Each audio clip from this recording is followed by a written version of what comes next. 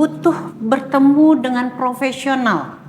Jangan yang cuman kayak baru belajar sehari 2 hari atau sudah melabeli dirinya sebagai astrologer.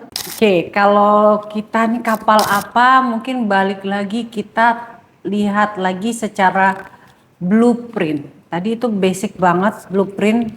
Memang ilmu kuno itu pasti udah dipelajari ratusan tahun ya, sudah berasal dari bahkan ribuan tahun. Jadi itu sudah banyak dilupakan. Sementara itu secara umumnya adalah memang untuk mengetahui kita nih kapal apa. Dan daerah saya dulu tuh di Sumatera nggak ada orang yang ngitung. Sementara di Jawa itu biasa ya. Dan di belahan lain, di bumi lain juga India, Cina, orang lihat pada saat si anak itu lahir, dia itu sebenarnya lahir dengan mendapatkan sudut-sudut energi dari langit dan bumi yang mana. Dari sana biasanya bisa terlihat. Kalau contoh nih ya, kalau di Jawa itu ada weton, pahing, kliwon, pon, legi.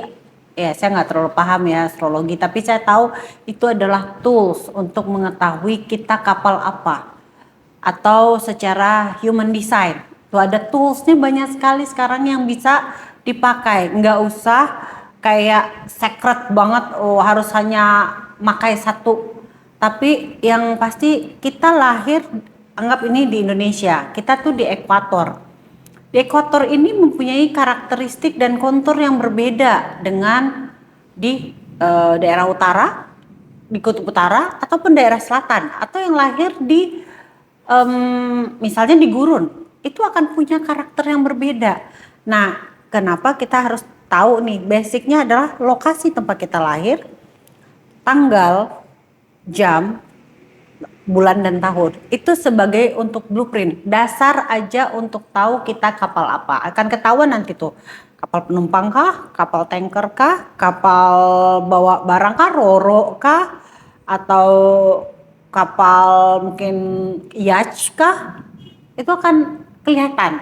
Kalau secara mungkin secara pace atau 4 pilarnya Cina itu ada apakah dia api, kayu, atau dia air, metal, atau dia tanah, itu akan tahu. Jadi itu untuk secara generik ya, karena itu nggak bisa dijadiin faktor generalisasi aja, nggak jadi faktor utama, harus dilihat lagi. Nanti setelah dapat faktor A, B, C, itu sebagai dasar. Nah setelah tahu kita sebenarnya orang yang seperti apa, kapal yang muatannya bagaimana, ukurannya berapa, itu jangan diambil mentah-mentah, karena badan kita itu hanya perlu diingatkan kita siapa. Begitu kita mulai menyadari kita kapal apa dan apa, itu biasanya informasi yang memang udah ada di dalam badan kita itu akan memberitahu untuk next stepnya apa yang kita bisa perjelas lagi, ini kapalnya apa,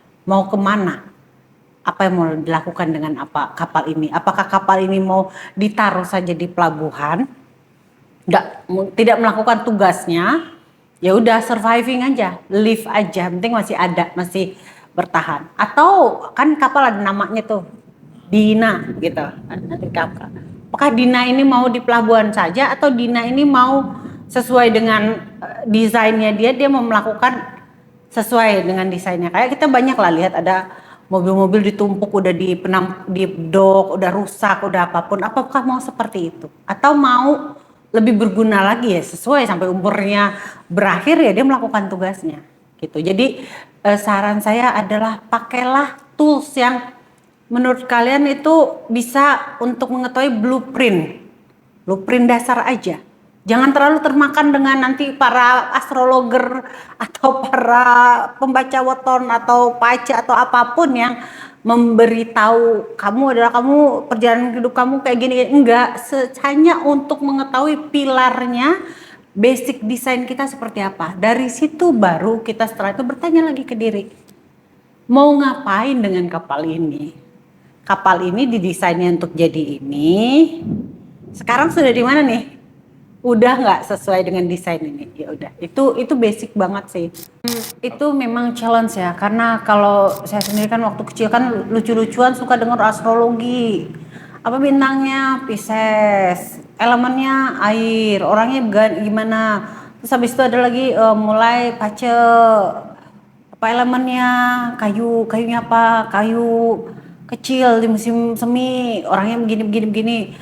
Itu memang butuh bertemu dengan profesional.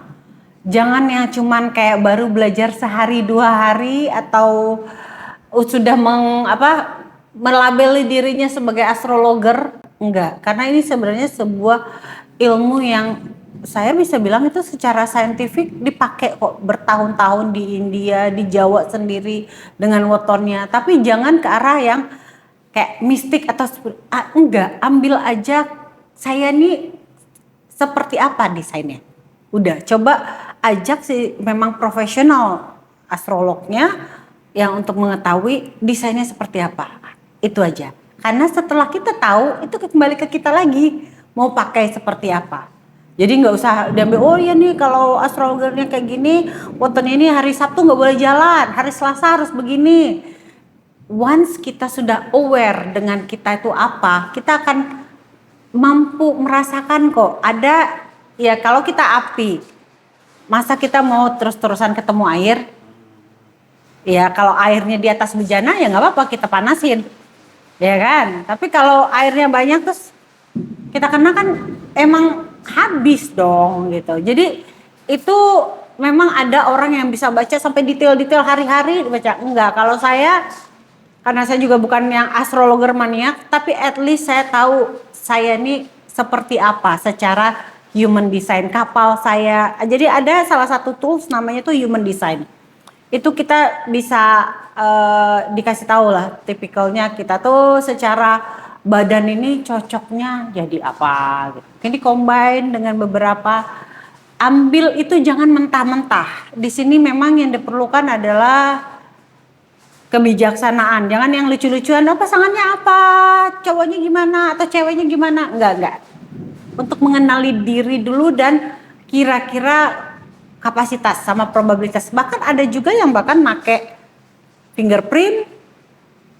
It's okay, jari tangan, apapun. Pakai dulu basic, karena di badan kita ini semuanya sebenarnya terpetakan. Cuman kita kadang-kadang kita belum mampu baca. Nggak semua orang punya kemampuan baca peta. Petanya udah ada yang bikinin dan ada yang bisa bacain, ya udah. Kita lihat itulah dulu blueprintnya dulu. Itu sih, jadi tahu kapal apa.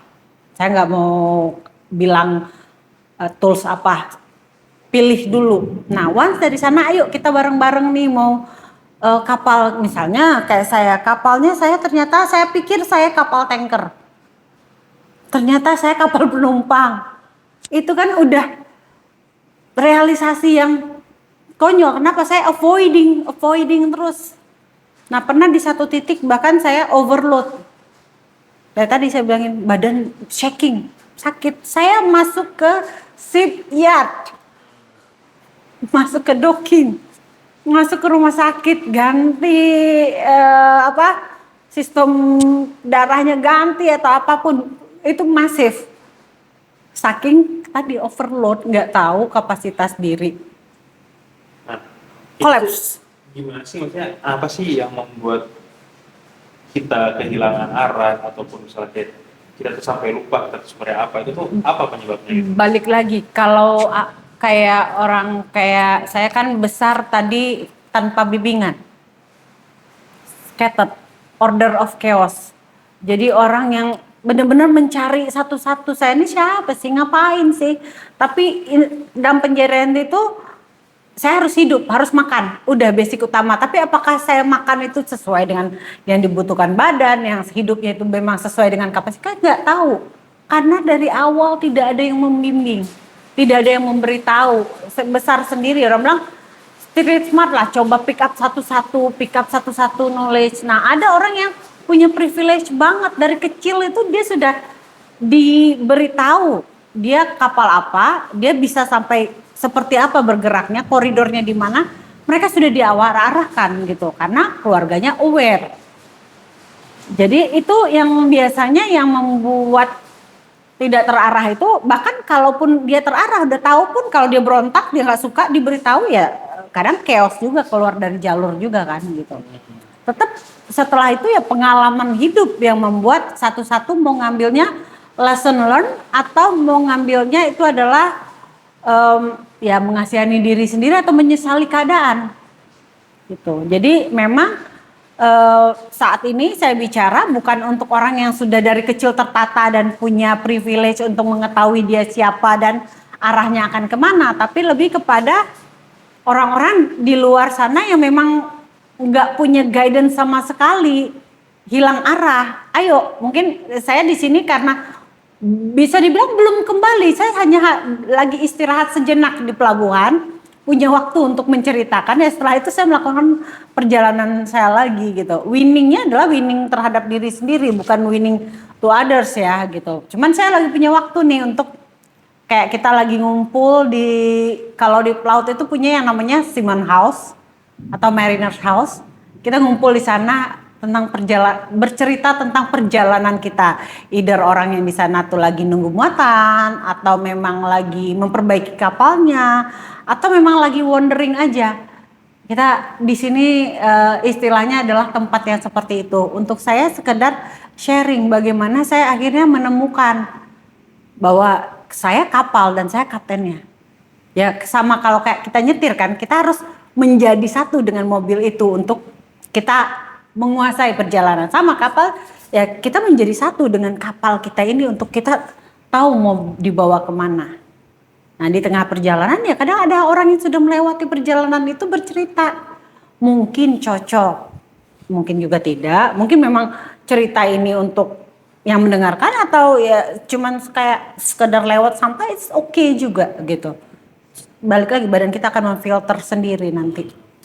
Pada saat itu kita terlalu memforce.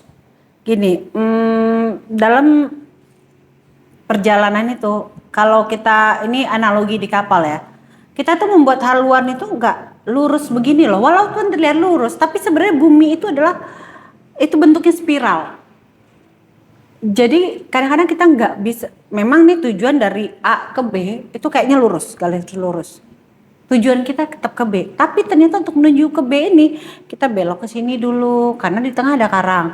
Kita belok sini ada badai. Kita belok sini dulu, baru ternyata akhirnya kita sampai ke titik yang kita inginkan B tadi. Kenapa? Karena garis lurus itu belum tentu garis tercepat. Dan kalau kita paksakan itu kita akan berlama-lama dan kita tahu karena kita bisa melakukan review kan setiap hari. Sudah sampai di mana kita dengan tujuan kita ini. Udah di titik mana, berapa langkah lagi kita sampai ke sana atau berapa jam lagi ETA-nya. Ya sama kalau kita lagi pakai Google Map. Perjalanannya paling dekat sih dari sini ke Senayan adalah lewat Pengumben misalnya. Tapi Pengumbennya macet, lampu merahnya banyak mati. Terus ada satu perjalanan lebih jauh lewat tol. Lewat tol yang panjang lagi. Tapi ternyata itu lebih singkat waktunya. Ya balik lagi kita mau pakai mana? Apakah memang kita in rush untuk sampai sana atau kita bisa berlama-lama di tengah macet untuk sampai ke Senayan tadi. Jadi indikatornya adalah berapa lama kira-kira kita akan mencapai ke titik yang kita inginkan. Kalau mau slowly but sure ya silakan. Tapi kalau memang terlihat memang perlu biaya yang lebih mahal untuk mencapai tempat yang kita inginkan karena kita butuh cepat, ya kita pilih pilihan kita. Jadi indikatornya adalah kita lihat nih udah di sini kok kayaknya akan lambat nih, kayak karir lah ya. Kalau kita stay di sini terus, mantap banyak senior, banyak apa, saya nggak akan nyampe di posisi ini. Misalnya jadi VP atau jadi director, nggak nyampe nih, harus keluar. Ya berarti kan ada effort lagi, ada akselerasi lagi, perlu biaya lagi. Tapi ini adalah untuk menuju ke sini sama tujuannya, tapi belok dari arah yang kita bikin. Nah itu butuhnya review. Kita mungkin ya tiap hari kita lihat mau harian, makanya kadang ada orang yang perlu journaling kan. Saya sendiri ternyata setelah dok besar terakhir di tahun 2014, baru kayaknya bukan beberapa bulan, baru dalam 1 bulan ini saya review dalam 10 tahun itu saya sudah di mana. Di situ baru kelihatan seasonal chart saya. Ternyata ada similarity loh dari bulan ke bulan di tiap tahunnya. Terus ada fase 5 tahunan, ada fase bulanan. Wow, saya nggak aware.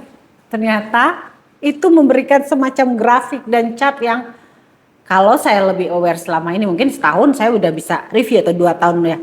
Ini 10 tahun loh, it's a long time. Nah, kenapa saya sharing sekarang ya?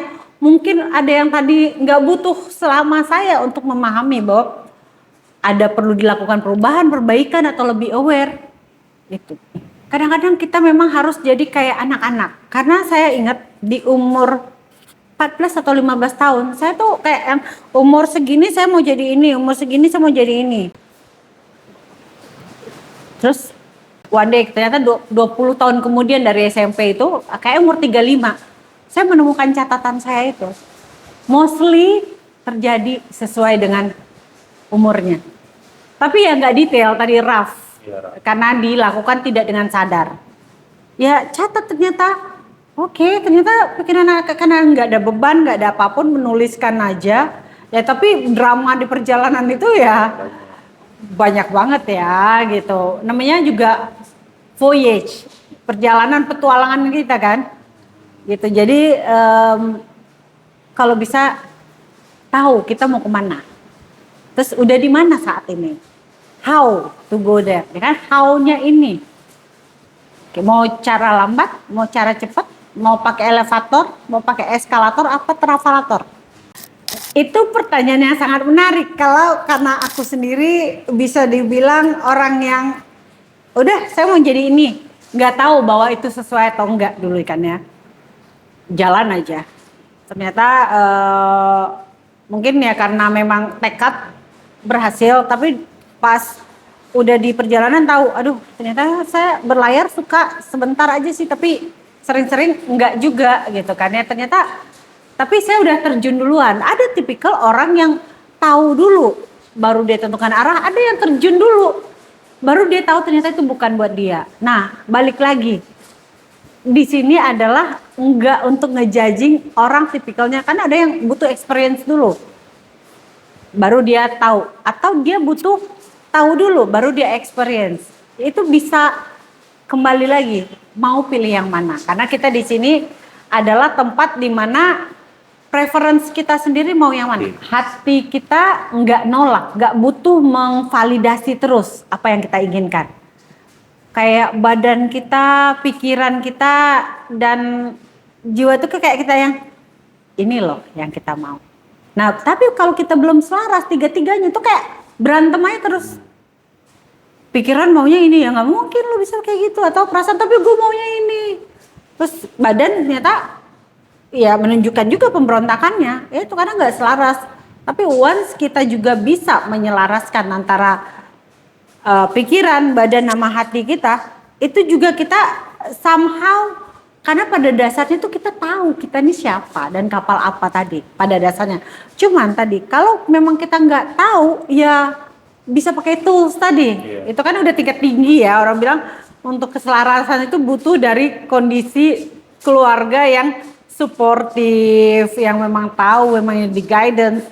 Ya itu mereka udah tahu kadang-kadang yang kecil aja dia udah tahu mau jadi apa. Karena lingkungan membuat mereka seperti itu. Ada yang memang hidupnya bersantai-santai. Jadi kita nggak bisa define juga bahwa misalnya nih kayak aku kerja terus sih, mikir terus, stop gitu kan ya. Desain aku adalah orang yang otaknya jalan terus. Jadi mau disuruh nggak berpikir is not me gitu kan ya. Emang everything matters di aku, apapun aku bisa lompat. Mikir dari psikologi, ke bintang, ke planet, ke galaksi, ke kuman, kemana-mana. Itu aku gitu kan ya. Kalau ada orang yang, apa sih yang lu pikir ribet banget? Ya itu dia. Aku pun gak akan menarik sih lihat orang-orang yang berbeda-beda itu. Tapi balik lagi, ada orang yang memang telah mengenali badannya, dia tahu bahwa itulah dia. Tapi ada juga yang memaksakan dirinya, Ya, yang bahaya itu, yang bahaya. memaksakan, forcing. Kalau dia flowing, apapun itu yang menurut kita kerja, menurut dia bermain-main dan bersenang-senang. Terus siapa kita mau ngejudge dia? Sedangkan dia ngerasa dia bermain-main doang. Dia bersenang-senang dan dia happy dengan itu. Apakah kita harus memaksakan bahwa dia balance-nya dia harus dengan keluarga, harus rasional, harus apa? Enggak. Semua orang kalau dia sudah mengenal ritme badannya, dia yang akan paling tahu. Dia akan jadi instruktur bagi dirinya sendiri, captain of himself. Jadi jangan ukur orang lain, ukur diri kita dulu. Enough atau enggak kita. Ini cukup mengingatkan aku sama diri sendiri sih. Karena keadaan mikir dulu ya. Keadaan itu kan conditioning yang kita sendiri membuat excuse bahwa harus begini. Karena kita mencoba untuk outsmart our body. Mencoba mengakali badan kita sendiri. Yang terjadi memang aku bisa bilang itu memaksakan seperti itu hasilnya ke aku ya, bukan ke orang lain nih. Kita cari contoh adalah dari yang aku alami aja ya. Pada saat aku memaksakan situasi yang aku tahu itu bukan aku trying to negotiate, aku collapse. It's me, mungkin orang lain bisa, tapi badanku ternyata tidak. Jadi aku hanya bisa bicara dari apa yang aku alami. Aku memaksakan diri waktu itu di pekerjaan, di rumah tangga, di diri sendiri. Hatiku, badanku udah bilang, it's not you, you cannot do that. Cuman aku tetap paksa karena keadaan nih. Pada saat itu, ya bagi orang sih kena DB, kena tipes itu simple ya, sembuh. Tapi aku hasilnya adalah masuk rumah sakit, masuk ICU dan koma. Semua badanku waktu itu ya dokter bisa bilang miracle lah untuk aku sampai saat ini bisa bertahan. Itu momen di mana aku bisa memilih antara hidup atau mati. Tapi karena keadaan lagi, aku ternyata di dalam momen memilih hidup atau mati pun aku masih tahu tanggung jawabku masih ada. Entah itu di pekerjaan, entah itu di anak saat itu, atau di suami waktu itu.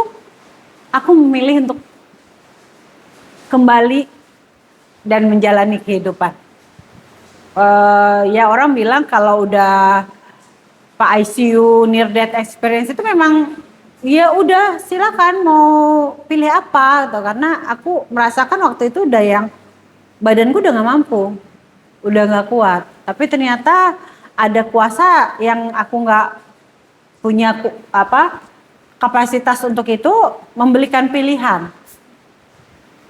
Tadinya memang sudah menyerah, pengen pergi, dan akhirnya kembali masih bertahan sampai saat ini. Bisa dibilang kesempatan kedua untuk mempergunakan kapalku untuk lebih baik lagi. Ini kita bicara suatu pengalaman yang mungkin nggak semua orang mengalami, tapi itu bisa jadi reference bahwa apapun yang kita lakukan itu walaupun karena keadaan, itu kadang-kadang keadaan itu adalah excuse kita untuk membenarkan keadaan tersebut.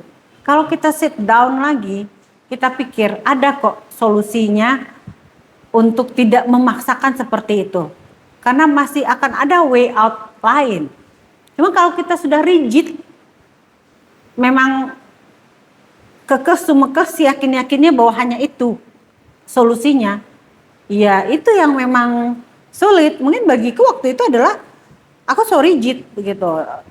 Cuma ini solusinya, nggak bisa. Aku harus lakukan ini. Padahal pilihan ada. Pilihan itu ada. Nah itulah yang orang bilang kuasanya berdoa. Kuasanya mempunyai keyakinan pada apapun agamanya itu. Bahwa ada loh, nggak harus kita forcing something dan berpegang bahwa hanya ini, this is the only way. Because there is so many way. Itu yang aku mau bilang sih. There is so many way. Karena aku sudah abuse badanku sendiri waktu itu. Abuse diriku sendiri. Tapi aku masih dikasih kesempatan untuk memperbaiki ya. Itu juga bukan serta-merta aku langsung sadar syalalam jadi awakening spiritualis apa. Enggak. Itu titik aku mulai listen to my body. Berarti kayak ketapel yang mundur dulu sedikit untuk melangkah lebih jauh. Iya, bisa dibilang seperti itu ya, benar-benar riset waktu itu. Itu titik di mana akhirnya aku meninggalkan pekerjaanku yang lama karena aku enough di sana. Karena risikonya bagi badanku adalah lu udah berkali-kali lo masuk rumah sakit nih mau mati gitu kan. Still insist to be there gitu kan. Itu kayak udah oke. Leave it dengan istilahnya apapun itu ya aku tinggalkan. Aku ya apa sih yang dikejar, karena mungkin kalau aku bisa bilang kayak gitu karena batasannya adalah hidup dan mati, dan ternyata aku masih ingin hidup apapun alasannya ya, entah itu anak, entah itu keluarga, entah apapun, entah itu tanggung jawab, tapi aku masih ingin hidup. Ternyata aku belum benar-benar pengen mati gitu. Kalau aku benar-benar udah pengen selesai, aku jalan aja dong. Aku sudah di tengah jalan untuk entah pergi kemanapun setelah itu, tapi aku sudah di tengah jalan. And I'm memilih itu kok, dikasih pilihan mau pulang aja katanya. Oke, happily nih. Tapi kok something not right ya. Serius nih, aku udah pulang begini aja gitu. Kok nggak begini deh kayaknya gitu. Aku boleh balik lagi nggak? Oke, baik, balik lagi. Jadi ya aku nggak bisa memberikan nama apa itu pengalamannya. Mungkin hanya orang-orang yang pernah near death experience mungkin yang mengalami seperti aku tahu. Tapi balik lagi tadi, karena keadaan itu adalah conditioning rigid yang kita berikan pressure ke diri kita sendiri. Itu yang orang bilang let it go.